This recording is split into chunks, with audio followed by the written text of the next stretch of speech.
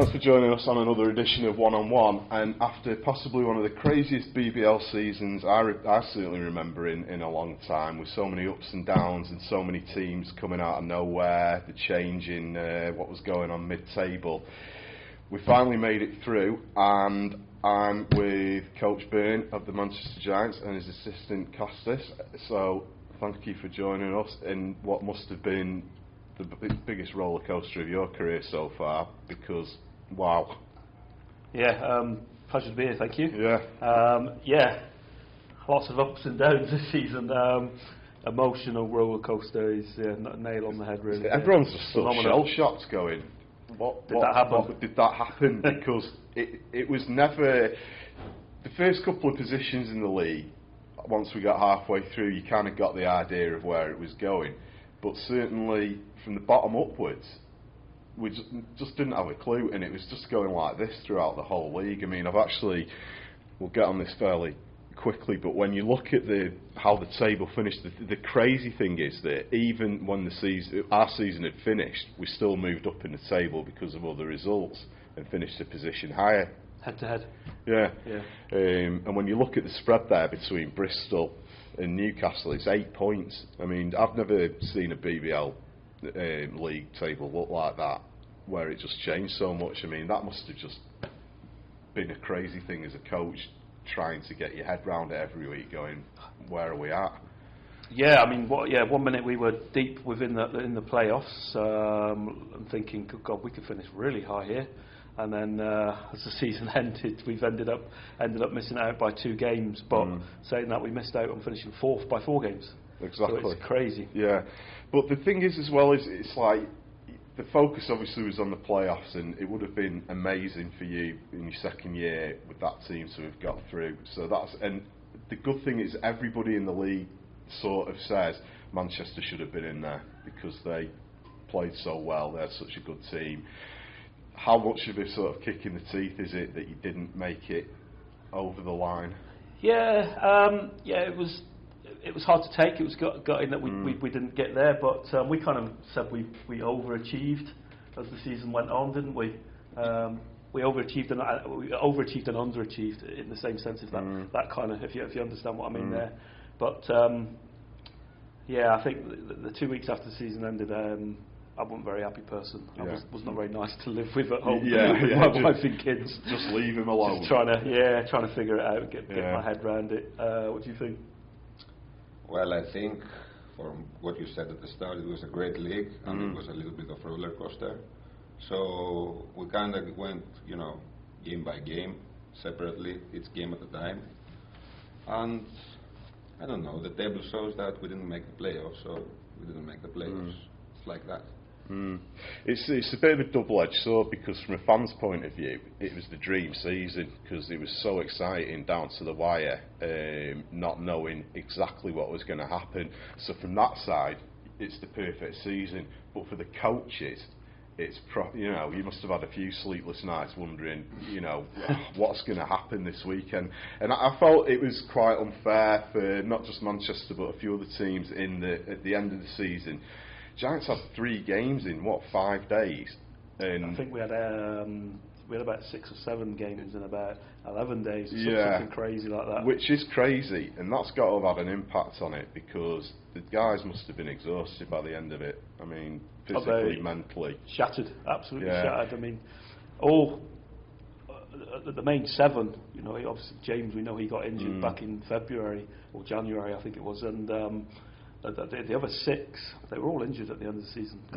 Towards the end, every single one of them had an injury. So for the way that they put their bodies on the line for us and kept trying to fight as hard as they could for the team is testimony to those guys, really, to keep going like they did. And it didn't show either.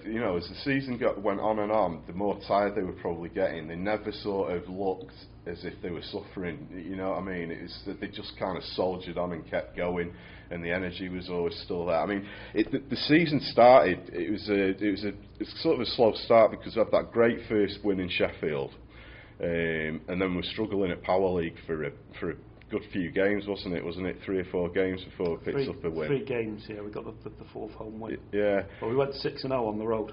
Yeah, that was the crazy thing. So we were playing well on the road and collecting the victories, but then getting back to Power League, it just wasn't happening. Do you think that was down to venue as much as anything? Absolutely. It was freezing in there, wasn't it? It was. I mean, sometimes there's games where you could see your breath. Well, when you were doing a timeout, it's like you can see Danny's breath. For God's sake, steam coming off Willie's head. You know what I mean? And it's like this isn't a good, environment for them.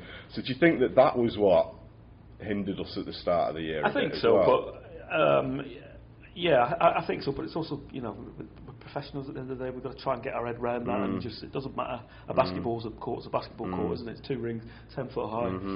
We've got to just get on with it, and it did take us a few games to figure it out. Yeah, really.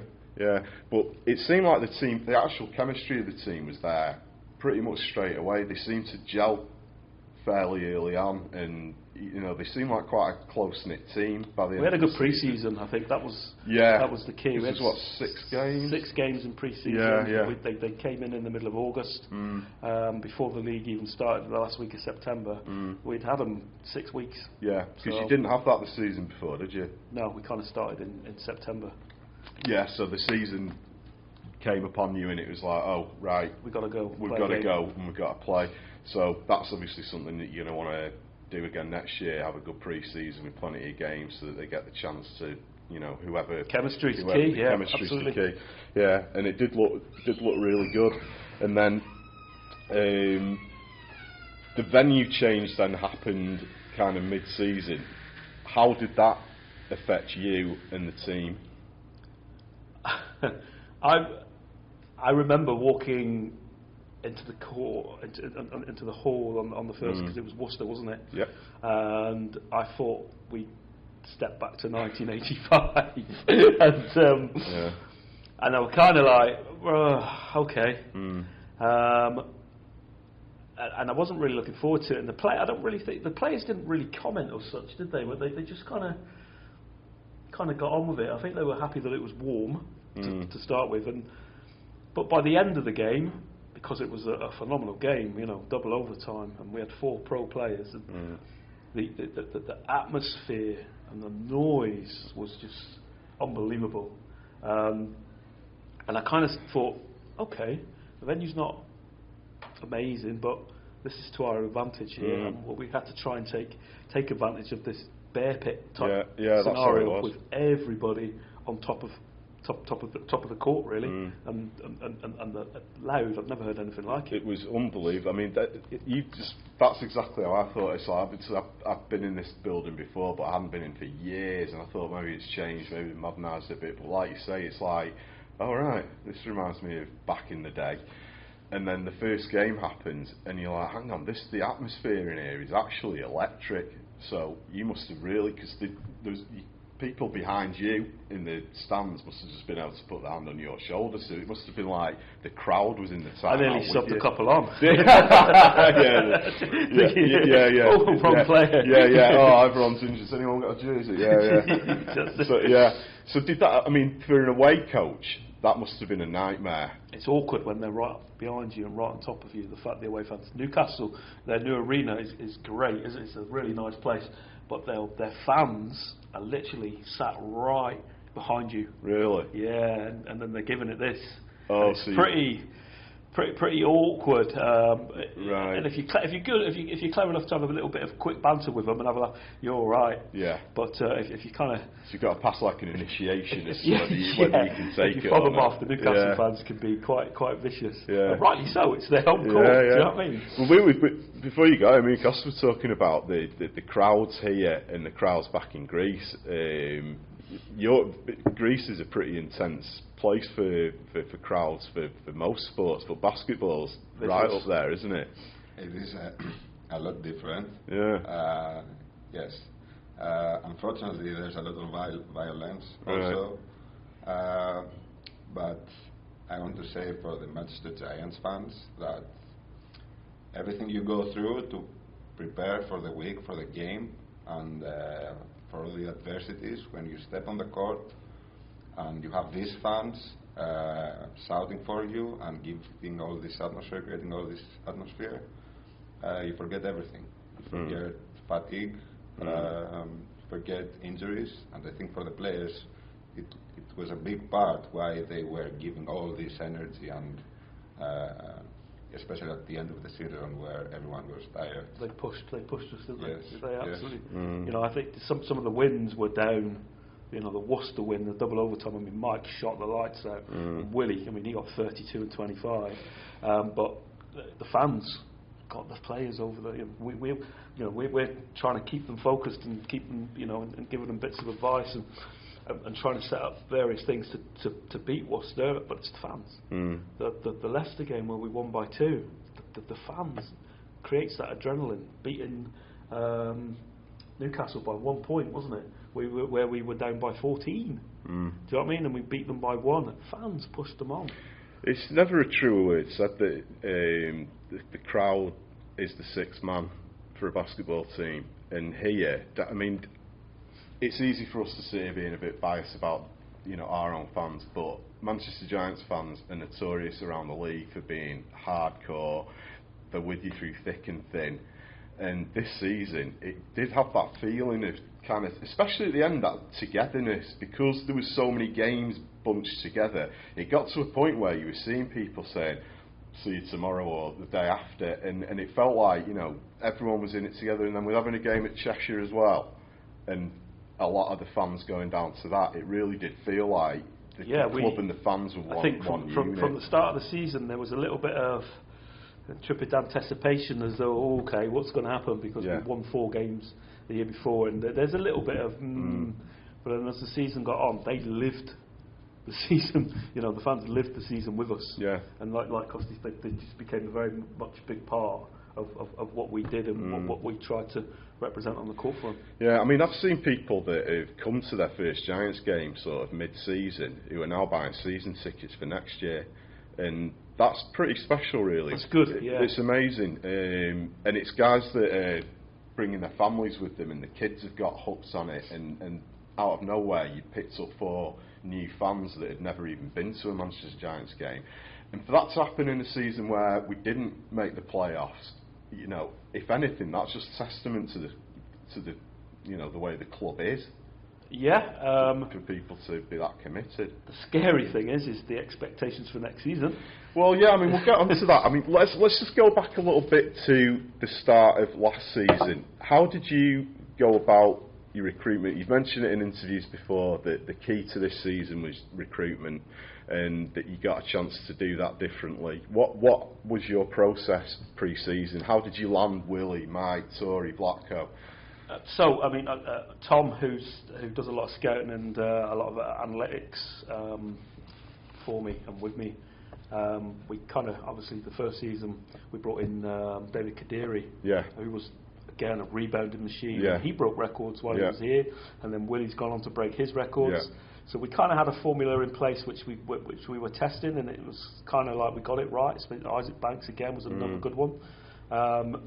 And it was a case of, right, can we put this within each position that we need to create this balanced team, but we needed players that could play multiple positions. So Torry Butler, we looked at several guys in that 3 spot, but could they guard the 1, 2, 3, the 4, possibly the 5 if we need it. The 5, we just needed some big, athletic, strong guy that was going to rebound the hell out of the ball. We didn't care about scoring, just needed him to rebound.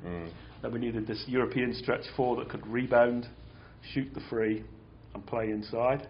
So we had a list of Europeans, and then we needed a legit point guard who could absolutely see the floor, get everyone involved, and could score when needed, put that team on the back when we needed. But we needed that point guard to complement Callum. And we always knew James and Ingus were going to come off the bench and just shoot the lights out anyway. So we just had various players in various positions, and we had a list. We had our top 5 targets, and where could we get them? Could we get them? No, we couldn't get them.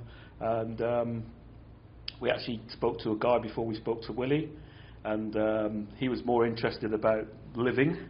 What's the living going to be like in Manchester? Right. What am I going to get? And Willie just went, I'd love to play for Manchester Giants.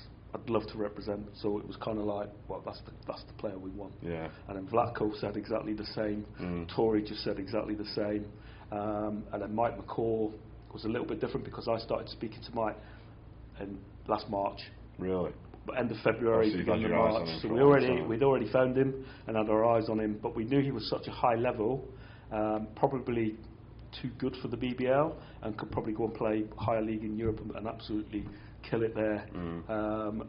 But he'd made some bad choices. He had some agents had made some bad choices for him, so it was about building up this relationship and then tempting him to come to Manchester, basically. Yeah. So from that strategy, when you look back now and go, because everything you said that you were looking for, you pretty much filled. I mean, Willie Clayton he's a freak of nature. He really is. He's that complete package of rebounding and scoring, but by his own admission, not a pretty game. No, I mean, again, we didn't care what they looked like. The season before we had Austin Rettick, it was all highlights. Yeah. And David Katira, they were highlights. They were on the highlights every week. But I'd rather have wins. So that we made that conscious. We didn't care about highlights. Can we just get this tough, hard-nosed, blue-collar style of basketball? And I think we did get it. And Willie, we just got. We knew he was a big rebounder. The points that he brought as well was from his second chance opportunities, but he brought more points than we anticipated. But he gave us more than what we thought we were going to get.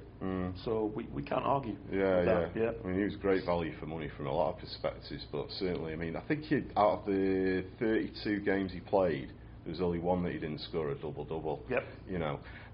Then he does the rebounding record. I mean, the 14.8 record had been there for like 30 years, hasn't it? And it's just there it went. Testament to his hard work, really. Do you know what I mean? He just saw that ball and just went after it. It was a nightmare. No one was stopping him. No one was stopping him.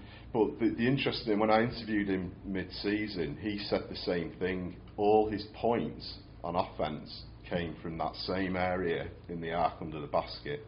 You're not going to see him hitting jump shots or anything else. It was the same thing, and no team seemed to figure that out effectively. I think it was the strength of the guy more than anything. He was the relentlessness. So we'd have a 24-second shot clock, and he would post for the whole 24 seconds. He'd go in there, post, come out, go back in, post, go out, come back in, post. And trying to defend that just takes so much energy out of you. I mean, he was collecting his rebounds off his own shots. If he missed the layup, he was collecting his rebound. There's a few times where he missed 3 layups, he'd catch his own rebounds, so his stats are sort of going like this. It was after the rebound. It's like, and he more than did it. So to get that record and for it to happen on the last game as well was a really nice moment, because it was, you could see it was his nice way of sort of saying thanks to the fans for the season. He did it towards the end of the second quarter, didn't he? Yeah. I'm not sure how aware a lot of people were until everyone was given the sheets, because I heard people going, "What does this mean?" And it's like, Willie's about to break a pretty special record, and I think he was aware of it, but what a way to finish it. So it was that sort of, again, it was a roller coaster right to the end, because whilst you got the disappointment of not making the playoffs, you've got the elation of what Willie achieved. And, and it's just another thing that makes you go, we should have been in those playoffs. Let's hope that record stays for another 30 years now. Do you know what I mean? Exactly. And just, it's good to be, we were there, part of it, I suppose, which is a good thing. Absolutely. I mentioned already, one of the most difficult things that you've had to contend with all year was injuries. Now, James was the first to suffer an injury. Was it who was that against now? Cheshire Phoenix. Cheshire Phoenix, wasn't it? And as soon as he went down, you could see it was a bad one, because he sort of let out that scream of pain as he landed, and everybody sort of went quiet, and we knew it wasn't good news. It's bad enough when somebody gets hurt, but when you're working on such a small rotation as you are, what goes through your mind? Like you said, as soon as he went down, and the way he went down, straight away in my head was, that's going to be a long time. And then you kind of think, I've got 6 players. And it's and it's kind of like, right, okay, where do we push on? Where do we move on from here? Part of me kind of was thinking as well, because we went to Sheffield, where James was injured against Sheffield just after Christmas at the January game, and he hurt his 2 fingers here and couldn't bend them. and we'd smashed Sheffield by 30 with 6 players. So you're kind of like, right, okay, this could be possible, but the more games that keep coming in, the more training sessions that keep coming, and the more you demand of the 6. So who's next to get injured? So it was a big, for James to get injured at that time, because we'd just come off, we'd just been away to Newcastle and beat Newcastle in the trophy very convincingly, and James had a phenomenal game, and Vlatko had a phenomenal game, and we were just, we were starting to hit some real peak form. The timing couldn't have been worse, could it? Terrible. Because James was finding his rhythm, because he'd been away for a while, so it took him a few games to get his rhythm back. But James Jones is one of those guys that when you need him, he steps up and he'll hit shots from miles behind the arc. It's just the patience of the guy and the IQ, isn't it? I think he was our glue guy when they all started getting a little bit thingy with each other. He was the one that calmed them down. So for you guys as the coaching staff, is a player like James great to have around because he brings you that sort of extra dimension? Because I noticed that when he was injured on the bench, he was kind of huddled up with you guys, and he sort of became part of the coaching staff as well, if that makes sense. How do you guys feel? James talks a lot. He could even by his own admission, he can go, he said, I talk too much, tell me to shut up. There was a couple of times we had to it's all right, James, me and Kostis have got this type thing, but the IQ and the experience that he does bring, especially when he's on the court, you can see he's a natural leader. Yeah, obviously. And the way he gets everyone involved when he's on the floor is second to none. So I was gutted for him to get injured, just like that. And then in the same game, Vlatko hurt his knee, which it was the Cheshire game, wasn't it, when me and Willie got ejected. James had gone to hospital, Vlatko had hurt his knee, Kostis had to take over the coaching, and then you could see the second half, Vlatko couldn't jump, and he just spent the second half at the 3-point line, didn't he? And it 5 or 6 threes. And it was the third game we had in 5 days, so it's not just luck. I mean, it was accumulated fatigue, and of course, Because I was going to ask you about that. Because it was the Cheshire game, wasn't it? And then that's where it's like everything went wrong for us that night. Injuries, ejections. How was that game? How was it for you going, we've just lost Willie, we've lost James, Danny's now gone? Was that a big bit of pressure for you to step up and try and lead them through the rest of the game? Yeah. Actually, there's no time to think something like that inside the game, so you just have to think the next possession, the next defense, the next offense. So no, I wouldn't say that there was pressure. It was nothing. I didn't thought of anything because I couldn't make any substitutions anyway. So my job was a little bit limited.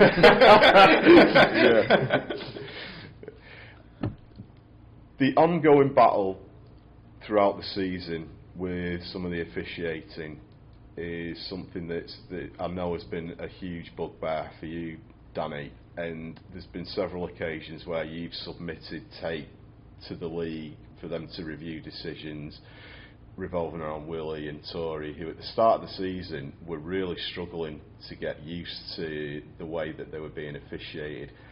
A guy like Willie is such a physical player. A lot of what was being perceived as fouls, to sort of more old school basketball guys, like that's just how the game used to be played, and it was like you had a player stuck in a different generation who couldn't play that physical game. It was driving you up the wall. I mean, the photo of the season that we decided on was where is it now? It was constant, the decisions that were not going your way. I mean, that game, you just looked like you were going to blow a head gasket at some point. I'm not. I mean, obviously, we send tape in. We're not. All the clubs send tape of decisions that they're not happy with, and can you review them? And we get the feedback coming back. which is just part and parcel of all professional. You know, you do it in every football. Probably do exactly the same, and all the other basketball. I'm sure they do that in Greece as well. Send videotapes off of referees. Do they, or do they not allowed to? Well, it sounds like it's more to review crowd violence. So, yeah. And you know, and part we do it to obviously, you know, because the referees need, you know, to a little bit of extra education. But like I say, Willie, just so strong, and he was great at getting a position under the basket and sealing a defender, and we can bang that ball into him. But because he was so strong, he was banging the defender out of the way, and then it was getting perceived as though it must be an offensive foul. And I think, you know, they got better towards the end. There was a few. There's quite a lot of inconsistencies, but at the time, basketball is such an emotional sport, and you get wrapped up in the moment, and you want everything to go your own way, and it's easy to watch it back after the game. I mean, we have access to the clips at half-time if we needed them, and it's easy to slow it down, which like Match of the Day does on football. You know, it's easy to analyse and really get into the referees, but they're only human at the end of the day, and the game is played so fast, 100 mile an hour, and I would say 8 to 9 times out of 10 they're getting that right decision. But it's when they start calling some things that way and they're not, and it's exactly happens the same way down the other end, and you're not getting that call, then you kind of get a little bit miffed with it. I think towards the end of the season they were letting Willie play. They were letting the bigs go at each other, which was fantastic. You want to see that physicality and aggression. That's what you want out of it, because people pay to come and see, you know, 2 basketball teams play. They don't come to watch the referees at the end of the day. You know, whatever happens to Willie next season, whether we're able to bring him back or whether he ends up at, you know, one of my worries is if he ends up at another BBL team, he's going to get the rub of the green next season because the referees already know how to deal with him. Sure. It'd be like, great. Yeah. Do you know what I mean? Yeah, I get that. And, you know, the frustration, I mean, at the start of the season, I've noticed a few times, the American guys especially, they were kind of looking at each other going, foul. Don't get it. You know, because it is such a different transition for them to come from, you know, the style of they've been playing to learn in a new league and what they can and can't do. And then obviously, in true Manchester fashion, we put the odds by signing a monster like Willie Clayton, who is just so physical. I mean, one of the teams that we struggled against this year was Glasgow, and they play a pretty physical game too. What do you think it was about Glasgow that we just couldn't seem to do it? So I put you on the spot there. Well, I think they have an amazing player at their 5 spot. Chara. Yeah. That is very experienced. He's a great player. Yeah. And they matched up great with us. They were 9 deep of quality professionals. We were 6 or 7. We were 7 when we had James. Like I said, we were Chara. Chara was just so good guarding Willie. And they were able to. They always threw 2 bodies at Willie. So Chara was one. They always threw another one at him, and he couldn't get into any kind of rhythm. Yeah. And then, you know, the guards overplayed some of our guards, and we just really couldn't negate our way around it. And Willie was our focal point of our offense a lot of the times, and they took that away. And it was, where do we go? And it was, we just didn't match it. Just like Sheffield didn't match up with us. You know, we were able to take Sheffield apart quite easily this season. Yeah. Glasgow did it to us. That's it. I mean, the one thing with this team as well is that there was no fear. None of you feared any other team. And even though Glasgow were like this sort of bogey team that we couldn't just quite work out, or they got the better of us, the Londons, the Leicesters, the Sheffields, there was no fear involved, and you never felt like, we're going to get blown out tonight. You know, it was always, and the thing that was happening a bit is that, you know, you go 20 points down and then winning games. I mean, I mean, we like the, you know, from day one in pre-season, it was always preached as though, you know, I kind of build it like we're the underdogs of this league. You know, after last season, you're going to be tarred with that brush, even though you didn't play last season. It's going to be at Manchester. It's going to be easy. We're going to be underdogs, so we've got a lot of points to prove. And the guys, you know, they've all got chips on their shoulders. They've all got these egos and pride, and they wanted to prove that, you know, we Manchester Giants ate that team this season. And you know, and this is what we're gonna beat you by 30. Exactly. I mean, to go from, what was it the season before, 3 victories or 4 victories, to going this year to 14 and 19. With 19 overall, yeah. Which is just, I mean, that's amazing. That's more wins in this season than since the franchise. Obviously, I think we've got more wins this season than we have in the last 30 years. Yeah, which is quite crazy. And as a second-year coach, you must be quite proud. You must be proud of yourself for what you achieved last year. Yeah, I mean, it was the first. You know, I learned a lot that first season. Obviously, the season before that I was Yorick's assistant, and the team wasn't so good then, unfortunately. You know, no disrespect to the players. And then my first actual season in charge, I inherited a lot of players that. No, you know, it wasn't their fault. They just didn't fit into the system or the way I wanted to play, and they couldn't quite get into that.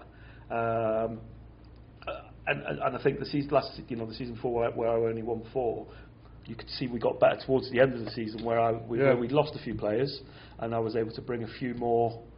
Like we brought Jack Crook in, we brought Isaac Banks in, we brought Jordan Whelan in, and you could see that the type of style that I was trying to aim at. Yeah. But because it was so later on in that season, we were losing by 3, 4, 5. Because it was so late, we hadn't learned how to win. Yeah. If that makes any sense. Yeah, it makes total sense, because it's easy to say in hindsight, but if you'd have had that from the start, it might have been a lot different. It might have been a different story. Because Isaac was a sensational player, and bringing Jack in, his size, really helped. But yeah, I think it would have been a different story if you'd had that lineup, because it was virtually completely different to what it was. Yeah, I think we would have been a lot more competitive. Yeah, so definitely. But if anything, it kind of did set you up a bit for this year, because you mentioned it. That season, it was closing games out. It was every game, you know, we'd be ahead and then throw it in the final. The third quarter always seemed to be where it starts to sort of come untied. But obviously, as a coach, that's a huge learning curve for you to bring into this season. Yeah.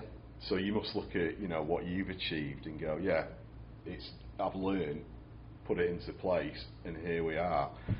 And then hopefully next season. Well, yeah, I mean, like, you don't stop learning. I've learned so much more again this season. I mean, even though Kostis has been my assistant, you know, I've learned a lot of Kostis from his experience within Greek basketball and the way that they do things. Do you know what I mean? And yeah, I mean, the game in Greece is huge, isn't it? I mean, outside of the NBA in China, I think Greece, we were saying before, is probably one of the biggest leagues still out there. So, you know, have you coached at a high level over there? What have you done in Greece? No, I haven't. I was in lower leagues. Right. Greece. It's just that the game is so different. Yeah. We have a different perspective, more, I would say, methodical, microscopic in the strategy, and it was great. You know, I was working with Danny because his view of the game was totally different, and my view of the game was totally different. So these two cultures can we bring some elements? And then how does that fit in with then bringing in 3 Americans that have played in, you know, who've played in a college system where it's different again? They would have run. Like you've got 3 very different. Yeah, you got the British, you got the British players. We had the American players, and then the couple of European players, and a British coach. Yeah. And a Greek coach. So would Vlatko's style of play been more familiar to what you're used to? I think Vlatko and Ingus. Ingus, yeah. Yeah, I could figure out them immediately, the way they were thinking. But with I think there were 3 cultures. It was James and Cal. It was Ingus and Vlatko, and it was the Americans. Right. Everyone had their own mentality. Right. So there were sometimes we were, you know, what's happening? Trying to bring those, like I said, trying to build that chemistry and bringing these guys. Practice must have been a nightmare. 3 different cultures together. Sometimes, yeah. Well, I mean, like every practice, you know, we're not the only basketball team where practice can be a nightmare at times, and when everybody's on page and they agree with the plan that we want to do, it was fantastic. But then sometimes there was times where a couple of the players didn't agree with the way that we wanted to play. But that's where the coaching side and the man management side comes into it, to try and get these guys to buy into what we want to do. Absolutely. And while we're on that subject, towards the end of the season, there was the return of Yorick. Yorick. Yeah. When I saw it come up on social media, I think, and I just thought, is this for real? Or deadline day signing. Yeah. You'd hinted news coming later, and you think, who's this going to be? How did that come about with Yorick? So Yorick was practicing with us from Christmas, wasn't it? Just after Christmas, kind of filling a gap in the training sessions, because obviously, in fact, it might have been from when James got injured in the middle of January. Right. So Yorick kind of offered himself. So I was like, come along to practice. So he was helping fill in the numbers, and he fitted in with the guys. He got on with them. He offered that bit of. He certainly brought a bit of intensity for us in the practice sessions, and we kind of just thought, James is probably not going to come back at all, and if he does make the end of the season, he's not going to be the James from when he got injured. Right. And we kind of just felt like, I spoke with you about it, didn't I? And I spoke with Tom, and we just went, let's just roll the dice, and let's bring Yorick in and see what happens. So we made it official, gave him a couple more extra weeks of him to up the intensity in practice, and his first game was Leicester. Yeah, which he did a phenomenal job. He set the tone for the likes of Torry. So this is how it should be done in defending wise, the aggression. And Yorick changed that game, and as well as all the other guys played, and Willie got that game-winning block. Yorick was key to that win. I think more than anything, he got in their heads. Yeah. You know what I mean? He smashed Pierre Hampton around. And a player like Yorick, he's 43 years old. He's probably one of the greatest British players to play in the BBL. But he was never going to be the Yorick of the late 90s. No, we got that. Yeah. But what he did bring to the team was what you said, the mental side, because you can throw him into the game, and he can torture another team mentally, and to help win the game, which is pretty much what you've just said. Yeah, the conversations I had with Yorick was, before, obviously, listen, if you want me to sign you and you're going to step into this team, you're now a role player. You're coming into their team. And you've got to do what they need you to do, and when you come off that bench, if I bring you off that bench now, you're not the guy that's going to go and shoot 15 threes. Do you know what I mean? You're not the guy that's going to go and dunk it and take players on. I said, for me, you're now the guy that comes on and just does a defensive role. And by all means, if you are open after 5 or 6 passes of the offence, take the shot. Do you know what I mean? Take that shot. But first and foremost, just go and play defence and get in some players' heads for me, and set the tone and set the example for the guys on the bench. You know what I mean? Fill that 2-minute break for whoever you've come on for. And he's like, whatever you want, whatever you need me to do. He's a dream to coach. We've not, he's a good guy, Yorick. He's one player that's never really given us any grief in practice, has he? Well, that's obviously. No. The Yorick that you're coaching now will be a very different Yorick to obviously back in the day, but. Apparently, he's always been a good guy to coach. He's always done. This is what we need you to do. He's done it. It's when he's on the court as the Yorick. Just having a guy like that around from an experience point of view. If you look down the bench, so you've got Yorick, you've got Callum, you've got James, to an extent Ingus. You've got a lot of experience on that bench. Yorick's another one though that doesn't stop talking, doesn't he? Another one. Him and James are like, guys, we've got it. You know what I mean? Kostis at one point was, what is the point of my job?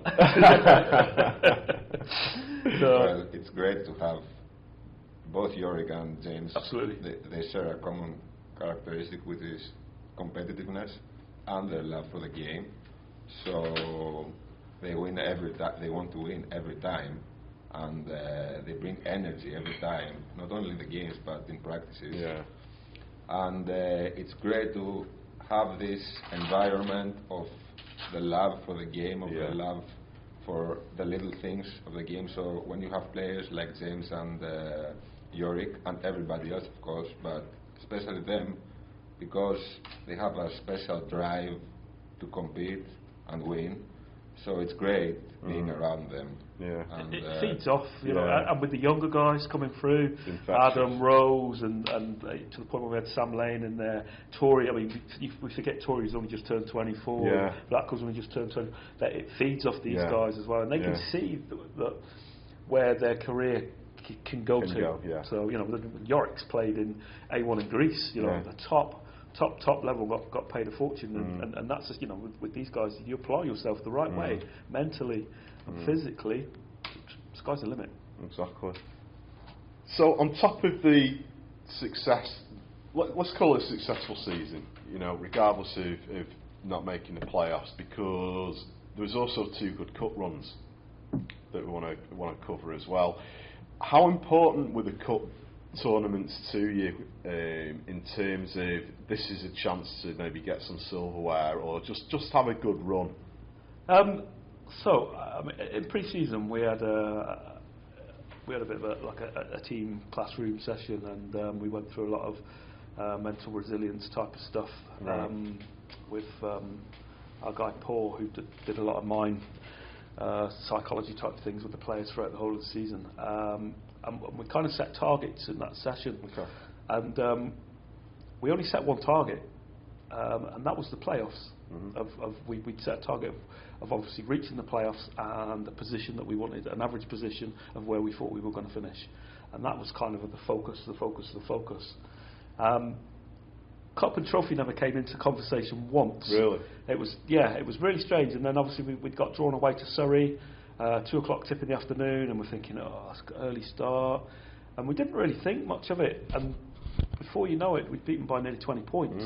And first time ever, Manchester Giants are into the quarter final of the cup. And I think as we didn't think much of it. We just kind of we were all buzzing on the bus coming back, going, "Oh my God, we've done this." Me, James, Callum, and Ingus. It meant a little bit more because you know, obviously we're part of Manchester, whereas the Americans kind of didn't really get the Cup and Trophy because it's a playoff thing. It's not a thing that you really do in America, is it? So then we go, and then we obviously we draw Cheshire away in the quarterfinals, and Cheshire were the holders of the Cup at the time. And first quarter, Mike McCall comes out and hits 4 or 5 threes, just like that, you know, and we're up by 15, and we just managed to keep that going. And then at the end of the game, we're like, "Oh my God, we're in the semi-final." And I'm driving home, and I'm like, I'm to pinch myself. I'm on the phone to Tom, thinking, you know, we just made the semi-final of the Cup. And we're like, "Oh my God."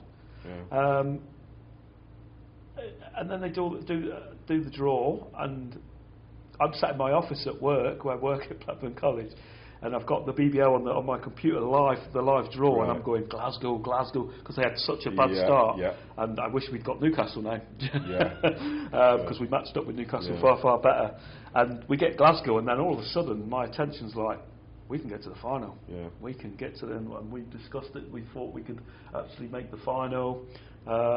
I think the players kind of thought, or the British players thought we could get to the final here. James was just like, you know, Willie kind of mentioned like, I'm not really interested in the cups. He said it's more, you know, it's the playoffs. And that's fine, because that was what we set out. But me, James, Ingus, and Callum were like, we can get some silverware here. Let's get some silverware. And and Glasgow tore us apart. I think we lost by 7 or 8 the first leg. I think we could have done better. We didn't really turn up that first game. I think it was a back-to-back. We played them. It was. There was that weird bit where we seemed to play Glasgow every game. It was like, we're playing Glasgow again. And I don't think we brought the energy as such. I think it was the game. We played Glasgow the day after Ingus had scored the buzzer beater against Bristol, so we were on such a high. That's right. And it was kind of like the afterthought. It was like the hangover the next day. Oh, we've got another game. And we lost by 8, which didn't really matter to us because, like you said earlier, we were this team that can't find our way back from being 20 down, 10 down. So we kind of think, okay, we could probably still have a shot at winning this. But we had to wait 4 or 5 weeks to play the second leg, and that was off a double header where we beat Cheshire from Torry scoring a buzzer beater. So the high again, and it was just another hangover. And we didn't have the energy, and we didn't bring that energy, and we deservedly lost. Really, we didn't deserve to go through to the final, which was a shame. But first time Manchester Giants have got to a semi-final since they've come back in 2012. Add it to the list of achievements for this year. And then we repeated it in the trophy, but we had to do it the harder way in the trophy. We hadn't played Leicester all season. They came to us on the 23rd of December. We fancied our chances. We had a good week of preparation, a good week of scouting. I felt that we kind of knew Leicester inside out. We knew their game inside out. We knew they were struggling for chemistry a little bit, and it was, could we take advantage of that? And then, like halfway through the third, and then the beginning of the fourth quarter, we're up by 15 points, and I'm like on the sideline thinking, is this real? You know, is this real? Because obviously I got smashed by 40 points every time by Leicester last season. And then obviously, like the beginning of the third, we lost Willie. Willie ended up on 4 fouls. Then 2 minutes later, Vlatko ends up on 4 fouls. So I played. We had to play his own defence with 5 guards, and it just seemed to put Leicester off, put them out of their stride, and we were able to romp home with that win. And again, it was like I had to pinch myself. We're just not the trophy holders out of the trophy. They've won it the last 3 years, and it was just, is this happening? And then, but then, you know, the prize was to go and play Newcastle away, and I'm thinking, oh no, and we hadn't played Newcastle at all. And then we go away to Newcastle without you, and I took 7 players. Oh no, I took Adam and Sam Lane, and we had quite a tight. I mean, Newcastle kind of were up by 10, I think, in the middle of the first quarter, and then we pulled it back, and we were down by 3. And all of a sudden, we just kept pulling further away, and before you know it, we're 20 points up on Newcastle. And I sat on the bench most of the night. I didn't have to get up. I didn't have to kind of bark orders at the players and get them. They just seemed so in sync with each other, and they were just playing for each other, and they knew what to do and where to go, because again we had a good week, and we seemed to know kind of Newcastle inside out, and we'd knocked one of the most successful teams for winning thing at the quarter-final in the trophy, and then another semi-final, and it was just like, this is not happening, really unbelievable. And then the prize for that was London Lions in the semi-final. We all know what happened there. London Lions turned up here and they wanted it and spanked us by, absolutely destroyed us in that first quarter, and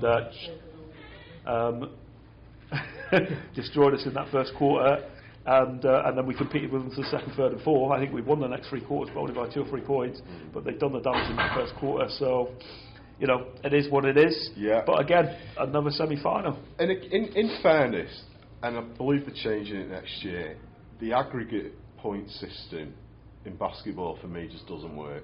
Playing a game over 2 legs and working out averages, aggregates, I just don't understand how that transposes into the game of basketball. Football and whatnot, we get it. I'm more of the opinion that for a playoff series you do a best of 3.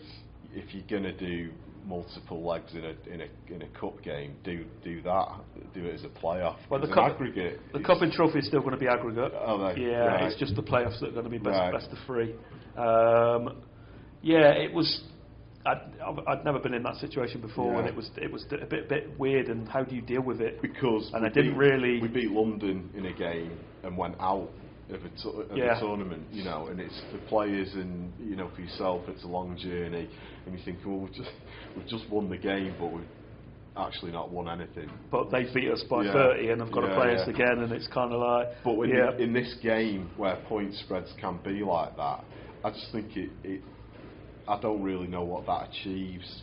No, I think it's okay. Obviously, the semi-final is 2 legs, because I think it's given the chance of both teams to have a home game for extra revenue, which I get. Part of me is I would have preferred the one and done games, because that suited us as a team, and probably suits some of the other clubs that are lower down the league, is those one and done games, because we've not really been in these situations as much.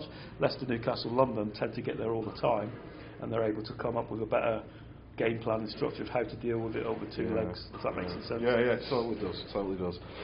I mean, the playoffs themselves, the BBL season, this freak season that we had, it just carried on into the playoffs. I mean, you're looking at the results going, is that right?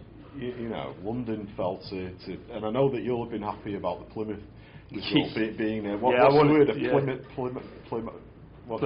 Plymouthian. Yeah. Being a Plymouthian, that must have been kind of a nice thing, you know. For you as soon as I knew that, you know, as soon as we knew we weren't going to be in there on that last day of the season where we lost to the Leicester here, my focus, attention, let's go Plymouth. I even tweeted them, I think. Fantastic. Yeah. Good job. Yeah. Let's now go get Leicester. I think they just ran out of energy really in that second leg against Leicester. You can see in that fourth quarter that Leicester's deep bench has really grinded them down. Yeah. But fantastic for Paul to go there and take over Plymouth. They've been in such a bad place for the last few seasons, and to finally make the playoffs and to get into the semi-final is great for them. Obviously, if it was us against them, I'd want Plymouth to lose. Exactly. So it's still good for Plymouth, because if we beat them, someone from Plymouth's still there. Exactly. But it was the same with Sheffield as well. You know, it's the series just weren't going the way anyone thought they were. Oh yeah. Me personally, I was like, I think it's going to be a crazy playoffs as well. And I must admit, I thought Glasgow were going to be the one. I thought Glasgow were going to be the ones to get there. I was saying it from mid-season, like, just don't sleep on Glasgow, because even though they had a really bad start, they're a dangerous team, and I had it in my head that it was going to be Glasgow. Yep. They got through. I thought they were going to get there. Yeah, I mean the final, Leicester London. I got asked on the Tub podcast, you know, who's your choice, who would you want to win, and who do you think's going to win? And the way I looked at it was, you know, I just wanted to see a good competitive final, which it didn't end up being really, because Leicester just walked away with it. And I think that it would have been nice to see London City Royals win it, because they're a new franchise. You know, they've done really well this year with what they've got with the British players and everything. But Leicester were just too. It's that thing again. They just were too deep in what they had on the bench. Just had a good game plan. Do you know what I mean? The strategy worked, and you know, they looked as though they knew London City Royals inside out and what they were going to do, and they just were so able to counter. And Rob, being the great coach he's been over the last few years, managed to get the job done again. So, I mean, I couldn't help but thinking, and it's easy to do when your team isn't in the final. But I'd have loved to have seen this Manchester team play on that stage. Oh, it would have been in amazing. That arena, in front of that many people. You think about what they did with the fans behind them in the small gym that we have here. To see Mike McCall play in a game like that would have been amazing. To see Willie play would have been incredible. And did you have that sort of? It would have just been nice to see that team play on that stage. Yeah, you always think about it. Do you know what I mean? Like, obviously, I watched the game and I kind of thought, I beat both those teams. Yeah, and it would have been. That's what I was thinking watching and it. You do watch it. You do think about being there yourself and how amazing it would be. And because that's what drives you, you know what I mean, and then hopefully that's what will, drive me again for this coming season. You know, that's the prize, isn't it? Playing at the O2 Arena, it was obviously just looked like an NBA.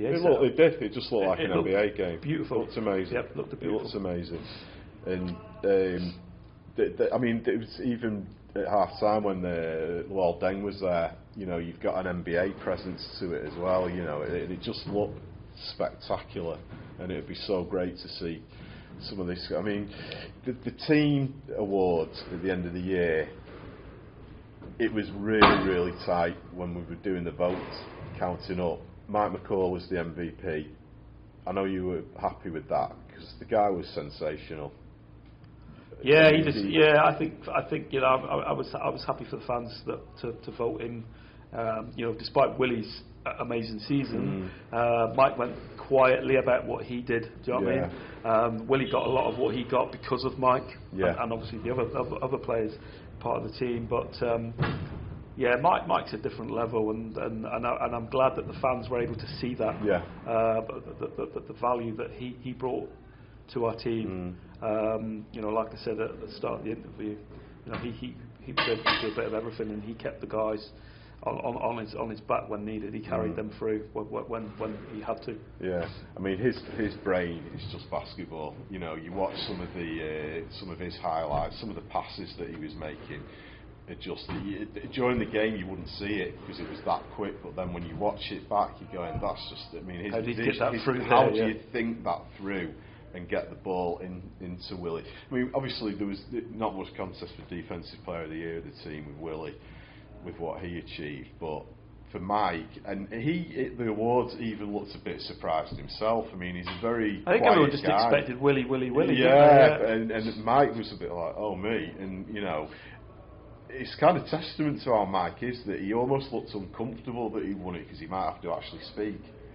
But for a guy who's that quiet to do what he did on the court, I mean, that performance against Worcester was one of the best individual performances I've seen in a long time because he just exploded.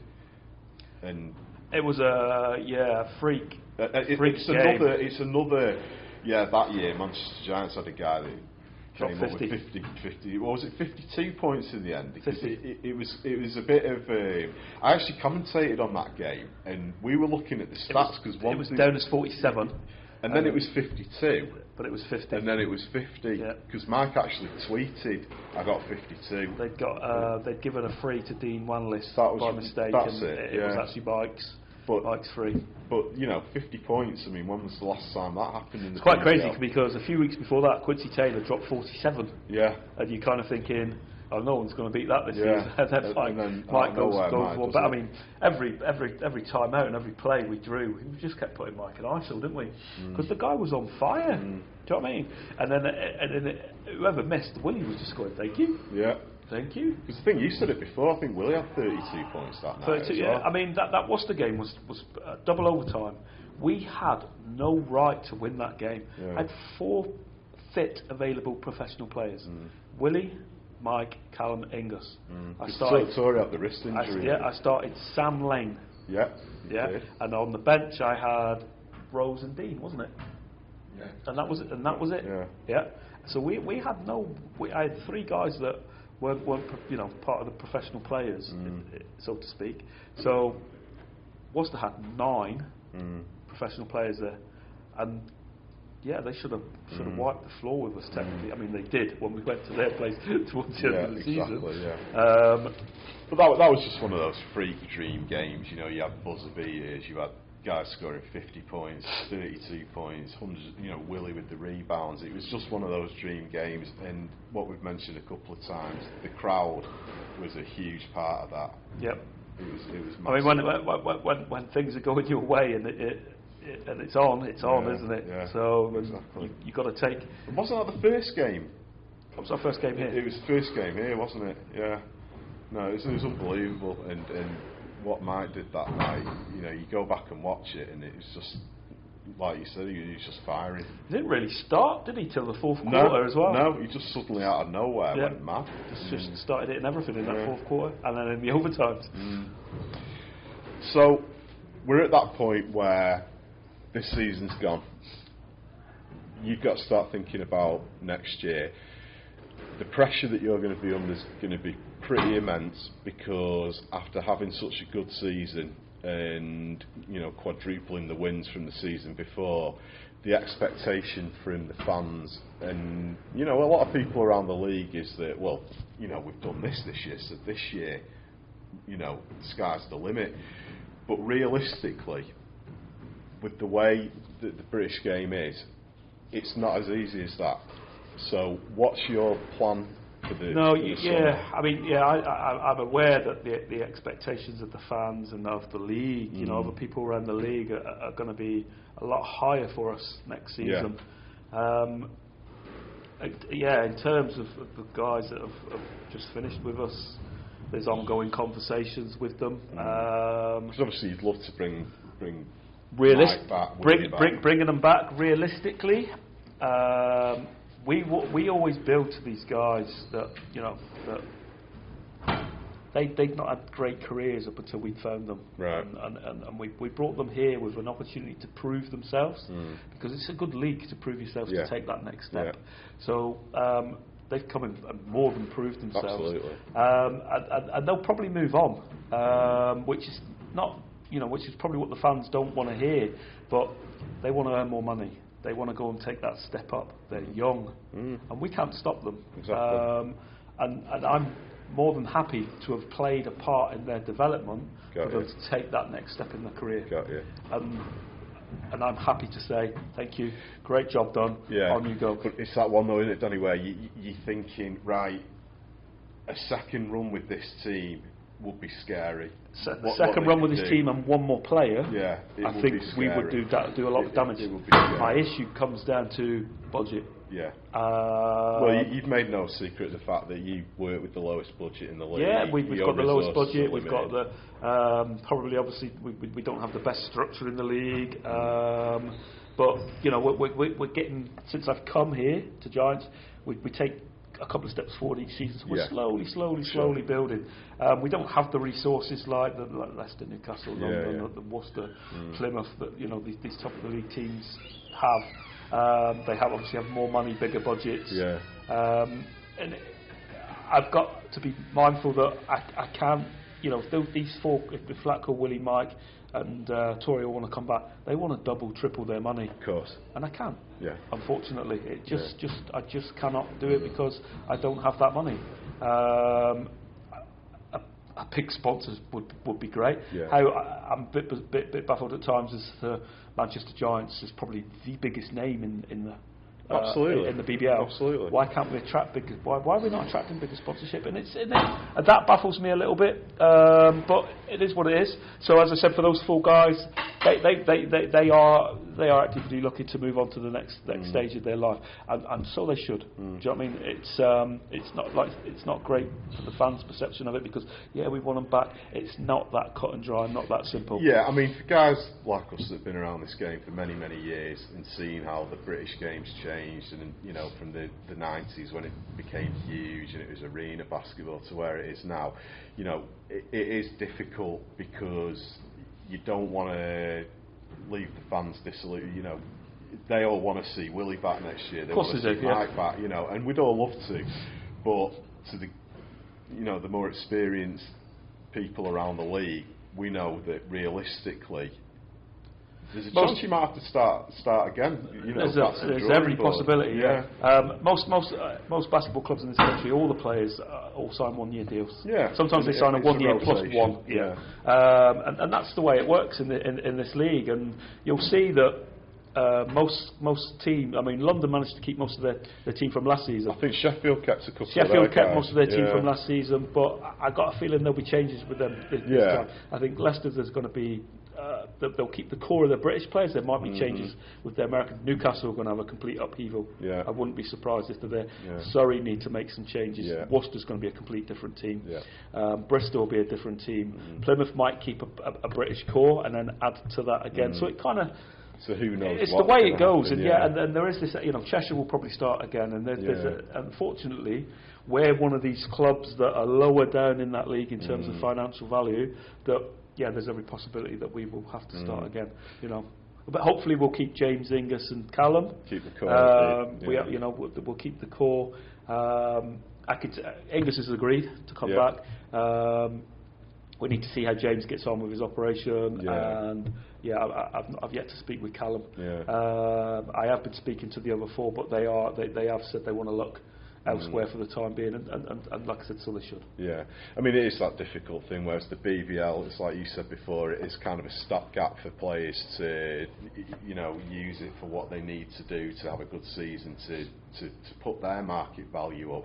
And what people forget is that these guys have got to keep a roof over their heads as well. Of course they have, Their season is, 8-9 months. For 3-4 months of the year, they're technically not working. Yep. So they need to make as much money as they can.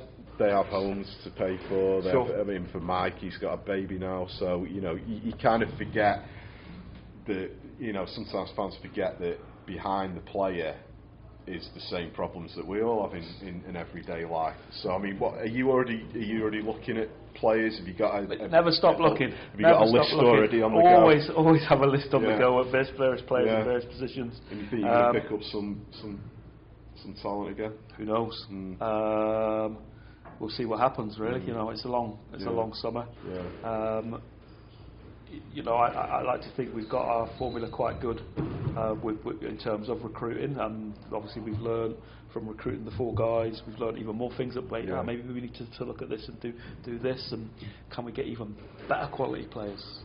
With higher IQs as well as athleticism. But it's an ongoing process at the minute. Yeah. So, but I think like obviously.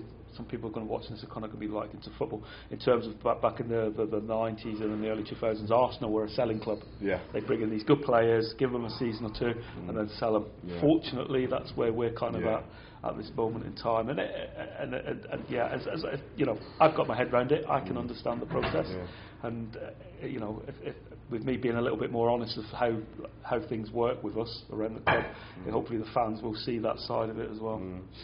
Well, Coach, it's been an absolute rollercoaster, and I've loved every minute of this season. It's been as a fan, it's been everything you want out of a season. It's been exciting. There's been some close games. There's been buzzer beaters. The Manchester Giants have kind of given it us all as fans this year. It's been entertaining. I've gone greyer with each game that we played. Last year you went brown hair. Brown hair last year. It's getting worse and worse, and it's been. I've managed now to sit back. I've watched a few games from last season now. And I've been able to kind of reflect and gone, that was fun. I enjoyed that. Even the losses that were there, it was part and parcel of the process. It was just a shame that we were 2 games away from playoffs and 4 games away from top 4. It is what it is. We tried. We tried our hardest. I think if we had if we weren't so unlucky with the injuries and we were able to afford another player, who knows? Who knows? Well, no, I speak on behalf of a lot of the fans. I want to say thanks for a great season, guys, because, like I say, I've loved every minute of it, and thanks for your time now. Cheers, thank you. Appreciate it. Thank you. No worries, mate. Nice one. Cheers. Thanks, Kostis.